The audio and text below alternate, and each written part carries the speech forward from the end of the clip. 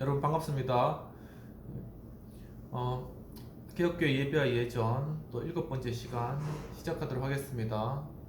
어, 주기도문으로 기도하면서 시작하도록 하겠습니다. 하늘에 계신 우리 아버지여, 이름이 거룩히 여김을 받으시오며 나라 임하옵시며 뜻이 하늘에서 이룬 것 같이 땅에서도 이루어지이다. 오늘날 우리에게 일용할 양식을 주옵시고 우리가 우리에게 죄 지은 자를 사하여 준 것 같이 우리 죄를 사하여 주옵시고 우리를 시험에 들지 말게 하옵시고 다만 악에서 구하옵소서. 대개 나라와 권세 영광이 아버지께 영원히 있사옵나이다. 아멘. 네, 오늘은 개혁교회 예배 예전 성령의 은사라는 그런 부분들로부터 다시 시작하도록 하겠습니다. 초대교회 예배를 특징적으로 나타내 보이는 것은 성령의 은사들의 나타남이라고 합니다. 그것은 다만 바울의 교회들에서만 의미를 가지는 것이 아니라 역시 신약에서도 증거되었으며 전제된 그러한 것이었습니다. 거기서 세례의 근거, 사도행전 2장 38절, 로마서 8장 9절 이하, 고린도전서 3장 16절 근거하여 성령의 활동 영역에서 모든 믿는 자들의 개입된 존재와 특별한 은사적인 자질 사이는 구별이 되었습니다. 권능의 행사들 외에도 특별히 권위 있는 예언과 가르침이 나타났었습니다. 그러나 역시 방언의 모습 안에서 황홀경에 빠지는 행동이 나타나게 된 것입니다. 바울은 분명히 이미 주어진 은사에서 다시 시작하며 각 교인들은 한 가지 은사를 소유하고 있으며 모든 은혜의 선물들이 교회를 세우는 일에 영향을 미치는 것임을 상세히 강조하고 있습니다. 그리고 사도 이후 시기에 와서 성령의 은사는 특별한 방식으로 점차 제도화된 직무와 연결하여 제정되는 동안에 새로운 길들이 진전된 것으로 이해가 되는 것입니다. 그것은 직무 제정이 안수하는 방식으로 간청하는 성령의 은사와 결합된 안수식의 도입을 통하여서 이루어졌습니다. 이제 주의 만찬과 축가가 있네요. 초대교회가 처음부터 예수님이 제정하신 주의 만찬을 거행했다는 것은 당연한 것입니다. 이것은 역사적으로 식사 시간에 이루어졌다고 보는 것입니다. 물론 그 같은 만찬이 배불리 먹는 식사였는지 아니면 거룩한 성례의식이 식사 전이나 식사 후에 이루어지는 형태에서 거행된 것인지는 아직도 질문입니다. 유대 종교의 유월절 예식에서 볼 때 주님의 만찬은 식사 시간과 연결된 것은 사실이었습니다. 그리고 사도행전 2장 42절에서는 떡을 떼었다는 것은 말하지만 만찬에서 포도주를 마시는 잔을 나누었다는 말이 없으므로 성찬을 뜻하는 것인지에 대한 성경 주의적인 질문이 있습니다. 그러나 대체로 그것은 저자의 잔을 나눔에 대한 표현의 생략으로 간주하고 있으며 특히 이 본문은 정규 식사 시간과 관련하여 표현된 것으로 보고 있습니다. 46절에서 날마다 마음을 같이하여 성전에 모이기를 힘쓰고 집에서 떡을 떼며 기쁨과 순전한 마음으로 말씀이 나타나는데 이 말씀의 표현을 대부분의 성경 신학자들은 그리스도의 다시 오심에 대한 종말론적 기쁨과 관련된 것으로 해석을 하고 있습니다. 성경에서는 예수님의 부활 후에 제자들을 만나서 식사하신 것이 자주 소개가 됩니다. 떡을 떼는 일은 예수님의 죽음에 대한 준비로서 유월절 행하신 마지막 만찬과의 관계 속에서 보아야 합니다. 백성을 가져 축사하시고 떼어 저희에게 주시며 이 잔은 내 피로 세우는 새 언약이라고 하셨고, 이것은 바울이 고린도전서 11장 23절에서 23절 이하에서 새 언약으로 주님이 제정하신 그의 살과 피를 기념하는 성만찬과의 관계에서 이해하도록 해주고 있습니다. 그리고 대체로 초대교회에서 떡을 떼며 잔을 나누는 성찬은 첫째 골고다의 십자가 사건 은혜에 대한 기억과 둘째 그리스도의 현재적 임재와 셋째 그리스도와의 하나 되는 연합, 넷째 주님 나라에서 나누게 될 영원한 만찬의 선취행의 의미라고 할 것입니다. 또 세례가 있습니다. 중요한 예전적 요소의 기능 중에 하나는 역시 세례라고 합니다. 세례는 그리스도의 명령에 따라 초대교회가 행한 중요한 교회의 예전적인 사건이었습니다. 죄를 씻음과 새로운 그리스도의 피조물로 부활하는 의미가 바로 세례에 연결되어 있습니다. 그리고 이 의식은 초대교회 그리스도인의 단체 구성원을 획득하는 방법론이 되었습니다. 바로 세례는 그리스도의 십자가 사건을 믿음으로 단번에 구원의 은혜를 받아 그리스도의 지체로서 교회의 구성원이 되는 증표로 삼은 것입니다. 세례의 행위는 요한의 세례를 전제로 하게 되는데, 세례는 인간의 회개를 준비함에 근거하여 한 세례자에 의하여 시행되었으며 마지막 시대의 구원에 대한 보증의 표현이었습니다. 그것은 예수의 이름으로 이루어지는 것이며 후에 아버지와 아들과 성령의 이름으로 주어지는 것이었습니다. 그리고 세례는 그리스도의 대속의 죽음에 근거하여 죄의 용서를 의미하며 더욱이 죄의 권세에서의 해방을 뜻하는 것이었습니다. 기독교의 세례는 그리스도의 인격과 사역의 참여를 보증하는 것이며 성령의 선물들과 결부된 것입니다. 또 8번 신앙 고백이 있습니다. 초대교회 예배의 중심은 그리스도에 대한 신앙 고백이 그 중심에 있었습니다. 벌써 베드로의 신앙 고백에서 나타났던 대로 예수님은 주님이요 그리스도요 살아계신 하나님의 아들이라는 고백입니다. 그리고 그리스도의 복음이 전파되고 그리스도인들이 모여 예배하는 곳에는 반드시 예수는 그리스도 메시아이며 성육신하신 독생자이며 하나님의 아들로 그리고 생명과 만물의 주인으로 고백되며 바로 그러한 그리스도가 찬양되었던 것입니다. 신앙 고백은 초대교회에서부터 예배와 관련한 중요한 의미를 가지고 있는 것입니다. 그것은 특별히 다른 사람의 신앙 고백과 구별됨을 보여주는데 1세기 후반과 2세기 초에 영지주의, 그노시스와 도케티즘이 번성할 때 바로 예수님의 신성만이 강조되고 인성이 강조되지 않아 육체로 오신 그리스도의 탄생을 부인하는 영의 혼돈이 교회 안에 있었습니다. 이러한 인성의 부인으로 그리스도의 인성과 신성이 함께 강조될 필요성이 대두되어 요한은 성경에 그 사실을 경고하며 언급하게 되었습니다. 바울은 역시 그리스도의 부활을 증거하면서 성경대로 죽으시고 성경대로 부활하셨음을 강조하는데 이것은 전승된 초대교회의 신앙 고백의 성격을 보여줍니다. 이러한 그리스도에 대한 신앙 고백은 4세기로 오면서 니케아 신조로 형성이 되었고 5세기경에는 지금의 사도신경이 형성되는 과정을 거치게 되었습니다. 여기서 신앙 고백은 중요한 두 가지의 의미의 역할을 가지게 되는데 첫째는 하나님을 향한 교회 공동체 하나님을 경배하며 찬양하는 한 목소리이며 둘째는 공동체의 한 목소리의 고백으로서 다른 고백과 구별되는 의미를 지니게 되는 것입니다. 이것은 교회의 역사 속에서 기독교의 교리와 신앙 고백과 깊은 연관을 갖게 하는 결과를 초래하는 것입니다. 헌금과 연보에 대해서 보겠습니다. 초대교회는 그들의 모임에서 오늘날 우리가 드리는 헌금 11조 같은 것을 드렸는지에 대한 역사적 문헌을 발견하기는 어렵습니다. 그러나 바울이 고린도 교회에 보낸 편지 가운데서 그들이 모일 때 준비한 헌금이나 예물을 드리도록 권고한 것을 확인할 수가 있습니다. 이렇게 헌금하도록 한 이유는 그 당시 예루살렘 교회 성도들이 기근과 흉년으로 고난당하게 되었을 때 그들을 도울 목적으로 바울은 자신이 세웠던 초대교회들에게 헌금을 부탁했던 것으로 잘 알려진 그러한 일입니다. 즉 예루살렘 교회를 돕기 위한 사랑으로 섬기는 행위였고 구제였습니다. 물론 예배에서 헌금하는 일은 사도 이후와 로마 교회로 오면서 자연히 농산물을 제단에 가져와서 교회의 가난한 형제들을 돕는 일로 발전한 것을 역사에서 보게 됩니다. 과부와 고아 그리고 가난한 자 등에 대한 것이죠.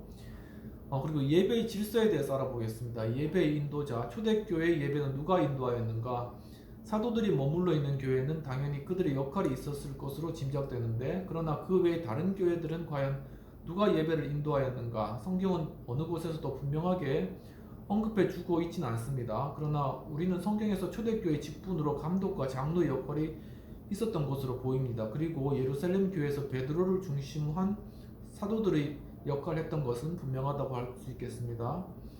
그리고 여성의 위치에 대해서 초기 기독교의 내면에서 여성에 대해 두 가지 구별된 입장이 있었던 것으로 보이는데 먼저 창조적인 관점에서 여성은 남성에 대해 종속관계에 있는 것으로 보는 입장이며 다른 한편 종말론적으로는 그리스도 안에 있는 형제 자매로서 서로 동등한 입장에 있는 것으로 보는 견해가 있습니다. 이것은 예배와 삶의 지도와 관련하여 여성에 대한 여러 가지 표현으로 이해되며 구원의 현지와 미래사에 경험되는 하나의 긴장으로 이해되기도 합니다. 그리스도를 경외하면서 피차 복종하라는 말씀의 근본적인 권위를 인정한다면 이 말씀에 부응하여 교회 예배에서 양자의 관점을 고려해야 할 것입니다. 바울은 예언적인 은사를 받은 여성에게 공중의 예배의 기도와 예언을 행할 권리를 인정하였습니다. 물론 바울은 여성의 신분과 위험에 대한 암시로서 머리에 수건을 써야 할 것을 요구하였음에도 불구하고 다른 한편으로는 여성의 공적인 예전에서 활동을 인정했던 것으로 보입니다. 또한 우리는 사도행전에서 어떤 복음전도자 빌립의 예언적인 은사를 가진 4명의 딸들에 관한 소식을 듣게 되는데 브리스길라와 아굴라 부부에 대한 이야기를 듣게 되는 것이죠. 역시 아내 브리스길라와 남편 아구빌라보다 더 많은 역할을 초대교회에서 하게 되었고, 남편 이름보다 그녀의 이름을 성경에서 더 많이 보게 된 것도 그 역할이 비중이 반영된 것으로 이해가 되는 것입니다. 물론 신약의 다른 본문들에서는 교회의 예배에서 원칙적으로 여성들의 침묵이 요구되었던 것으로 볼 수도 있습니다. 그러나 그것은 유대교의 관습과 전통에 따른 것으로 이해가 되는 것입니다. 그리고 예배 장소와 관련돼서 예루살렘의 초대 교회는 먼저 가정에서 시작되었습니다. 후에 성전에서 모임이 개최되기도 하였습니다. 예수님은 솔로몬의 행각에서 가르치셨는데 거기서 역시 그리스도인들의 모임이 이루어졌던 것으로 보입니다. 그 외 바울의 선교 상황에서의 예배는 거의 가정에서의 모임으로 생각됩니다. 선교 지역에서의 모임은 가정이나 시장에서 유대인들의 회당 등 곳곳에서 그리스도의 복음을 전하고 듣는 일을 행했다고 전해집니다. 물론 기독교가 하나님의 집을 건축하기까지는 오랜 기간이 지나서였을 것입니다. 약 2세기 이후부터 지역의 모임이 형성되면서 교회의 건물을 짓기 시작한 것으로 보여집니다. 예배 시간과 관련돼서 일찍부터 초대교회는 유대인의 안식일 예배와 구별하여서 주님의 날, 즉 부활절에 모였습니다. 이날의 선택에는 두 가지 이유가 있다고 전해지는데, 첫째는 예수 그리스도는 세상의 빛으로 이해하는 그런 관점이었습니다. 그리스도는 세상의 빛으로서 하나님이 천지를 창조하실 때 첫날에 빛을 창조하신 것과 서로 일치하는 데서 그 의미를 찾습니다. 빛의 날인 일요일에 그리스도인들은 축제일로 행사를 가졌습니다. 둘째, 그날이 예수 그리스도가 부활하신 날의 관점입니다. 매주일에 축하하는 그리스도의 부활 승리에 대한 기억으로 이해됩니다. 신약 성경 사도행전 20장 7절, 요한계시록 1장 10절, 고린도전서 16장 2절 등에서 초대교회 예배가 일요일에 행해졌음을 보여줍니다. 주일 아침에 모여 부활 사건을 기억하고 찬양하였습니다. 사람들은 주일 해 뜨기 전에 일찍이 모여 예배했다고 전해집니다. 그리고 초대교회 예전의 본질적인 의미에 관해서 페르디난트 히는 그 연구를 통해서 대체로 네 가지로 요약되는데, 첫째는 그리스도의 관련성, 둘째는 회중과의 관련성, 셋째 세상과의 관련성, 넷째 종말론적인 관련성을 들고 있습니다. 더 상세한 내용을 소개하면은 아래와 같은데, 그리스도의 중심의 예배입니다. 첫 번째로 신약 시대의 교회 기독교 예배는 먼저 그리스도와의 관련성 속에서 표현되었습니다. 주 예수 그리스도의 이름이 언제나 설교되어야 하며 찬양되어야 했습니다. 교회의 회중에게서 축하된 것은 바로 주님의 만찬이었습니다. 세례도 그의 이름 안에서 회개하고 자의로 돌아오는 모든 자들에게 베풀어진 은혜의 만찬이었습니다. 다양한 모습 속에서 나타나는 초대교회의 신앙 고백도 메시아요, 주님이시여 하나님의 아들인 예수에 대한 고백이었습니다. 그리고 그것은 바로 하나님의 계시자로서 인간을 구원하기 위하여서 세상에 보내시고 죽으시고 부활하신 예수에 대한 고백이었습니다. 이런 뜻에서 예배는 그리스도 안에서 이루어졌으며 그를 통하여 계속 이루어질 것에 대한 약속이요 감사하는 찬송으로서의 응답인 것입니다. 그리고 두 번째로 회중 중심의 예배였다고 합니다. 포괄적인 의미를 지닌 예배는 동시에 그의 교회의 회중과의 관련성을 통하여서 특징지어지는 것입니다. 그것은 인간들의 구원의 참여와 예배의 참여입니다. 그것은 서로 연결되어 있는 것입니다. 개체가 은혜의 선물에 참여함으로 일컬어지는 코이노니아, 즉 그들이 영접한 것을 계속 나누는 모습으로서 코이노니아는 이 양자의 관계를 통하여서 구성되는 공동체로서 그리스도인들의 삶의 실체에 대한 근본적인 표시였다고 합니다. 이러한 코이노니아의 공동체적인 그러한 결속을 통하여서 역시 교회의 건축이 이루어지며 복음 전도가 지속되었다고 합니다. 교회 에클레시아의 개념이 지역에 있는 구체적인 그리스도의 교회를 표시하는 데 사용되었던 것처럼 바로 여기에 그리스도의 몸이란 그리스도 안에 있는 공동체의 우주적인 교제를 표시하는 언어로 적용될 수가 있습니다. 세 번째로는 세상을 향한 개방적인 예배라는 것입니다. 대교회의 예배는 세계와의 관련성을 통하여 서로 특징지어졌는데, 그것은 예배하는 생활과 일상의 책임에 관하여 서로 연관되어 있다는 공동적 예속성을 표현하는 것에서만 발견되는 것이 아니라 성찬을 포함하여 예배하는 모습 그 자체에서도 발견되는 것입니다. 초대교회에서는 예배는 누구나 참여할 수 있도록 개방되어 있었고, 물론 결과적으로는 제한적이었습니다. 신약의 윤리적인 가르침은 하나의 원칙을 제시하고 있는데, 그것은 교회 밖에 있는 자들과 그 어떤 대립적인 충돌을 일으켜서도 안 되며, 더 많이 그리스도인의 방식을 통하여 선교적인 섬김이 실천되어야 한다는 그러한 것이었습니다. 그리고 역사적 종말론과 관련성을 가진 그런 예배였습니다. 종말론과의 관련성은 초대교회 예배의 특징이었습니다. 그리고 중요한 것은 현세에서 받아들인 구원과 믿는 자들과 지상에서의 교제에 대한 감사입니다. 그러나 완성과 구원의 실제에 대하여 논란의 여지가 없는 참여는 아직 이르지는 않았다는 자의식으로 나누는 교제인 것입니다. 그러므로 지상 예배에서의 예배는 영혼을 향하여 나아가는 배회하는 하나님의 백성의 예배인 것입니다. 그 때문에 그리스도인들은 언젠가 함께 축하하게 될 하늘의 예배에 대한 내적인 준비가 필요하다고 할 수가 있겠습니다. 그리고 다음 주에는 고대교회 사도 이후의 예배와 예전에 관한 그런 내용들을 살펴보도록 하겠습니다. 기도하고 마치도록 하겠습니다. 하나님 아버지, 오늘 예배의 그런 각 요소에 대해서 공부할 수 있도록 인도해 주시는 감사합니다. 주님, 참으로 우리가 초대교회 예배를 다루면서 우리 예배의 각각 요소들을 또한 우리 생활 가운데 어떻게 접목시킬 것인지 또한 깊이 생각하는 시간 될 수 있도록 주님 인도해 주시옵소서. 지금 이 공부를 계속 해나가는 동안에 우리 예배, 이 하우스 예배가 어떤 모습이 되어 갈지 함께 고민하면서 정말 좋은 예배의 모습을 만들어 갈 수 있도록 도와주옵소서.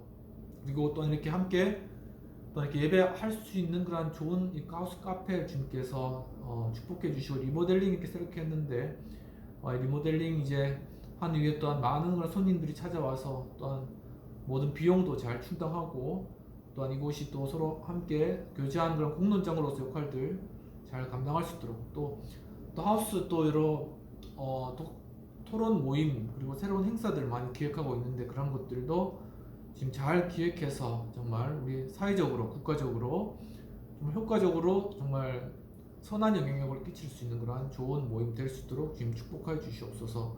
이 시간을 축복하고 감사하며 이 모든 말씀 우리 주 예수님 이름으로 기도합나이다. 아멘. 오늘도 방시간 또 시청해서 감사드리고 한 주간 또 잘 지내시고 예배 잘 드리시고 다음 주에 또 뵙도록 하겠습니다. 사랑하고 축복합니다. 감사합니다.